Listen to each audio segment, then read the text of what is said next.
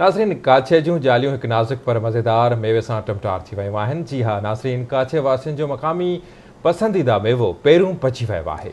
ज़ाइकेदार ऐं नफ़ीस मेवे पेरूअ जे पची मार्केट में पहुचण बाबति पेश आहे आवाज़ टीवी टंडो रहीम जे रिपोर्टर मोहम्मद हसन जमाली जी रिपोर्ट। हूअं त काछो कुदरती वसीलनि सां माला माल आहे। उन्हनि मां हिकु काछे जो मशहूरु नाज़ुक ऐं ज़ाइकेदार मेवो पेरूं पिणु आहे, जेको बहार जी मौसम जी पछाड़ी ऐं ऊन्हारे जी मुद में पची रास थींदो आहे। काछे में हिकु विचोलो वण आहे। उन वण जा ॿ क़िस्म थियनि था, जंहिंखे ख़बर ऐं जार तौरु सुञातो वञे थो।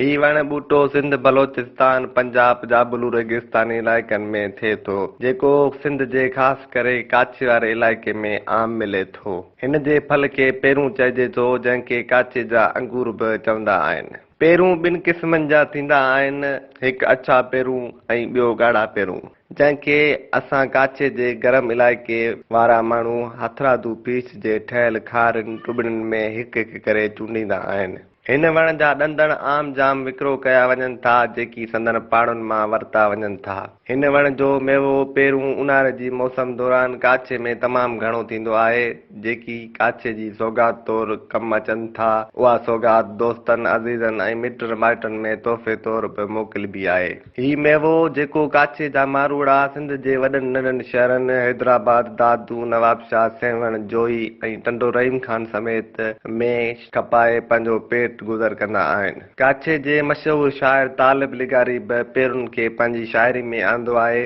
जंहिंमें ही सराइकी ॿोली जो शेर सिंध जे बबर शेर फनकार जलाल चांडियो जो गीत तमामु घणो मशहूरु थियो। काछे यार वल आ ओलह बेकरारी, पक गैनी पीलूं तेॾी इंतज़ारी। शाह अब्दुल लतीफ़ भिटाई रहमतुल्लाह अलैह बि सुर मारई में पेरुनि जो इस्तेमालु कयो आहे। पेरूं चूंडींदसि पांध में खबड़नि पास खड़ी। ॼार ख़बर जो वण पेरुनि ॼण सां गॾोगॾु छांव बि ॾींदो आहे। इलाइक़ाई सूंहं ऐं माहौलियाती आलूदगी ते कंट्रोल करण लाइ मददगार आहिनि। मौजूदा वणनि जी वाढी सबबि जिते माहौलियाती आलूदगी वधे पई, इलाइक़ाई सूंहं ख़तमु थियण सां गॾोगॾु कुदरती मेवो पेरूं बि नायाब थींदो थो वञे। तंहिं करे काछे जे माण्हुनि खे घुर्जे त पंहिंजे रोज़गार जो तहफ़ुज़ पाण करण लाइ अॻिते निकिरनि। इंतज़ामिया जी सहकार सां इलाइक़े जे लाइ उपाउ वरिता वञनि। रिपोर्टर एम हसन जमाली, आवाज़ टीवी न्यूज़, टंडो रहीम खान।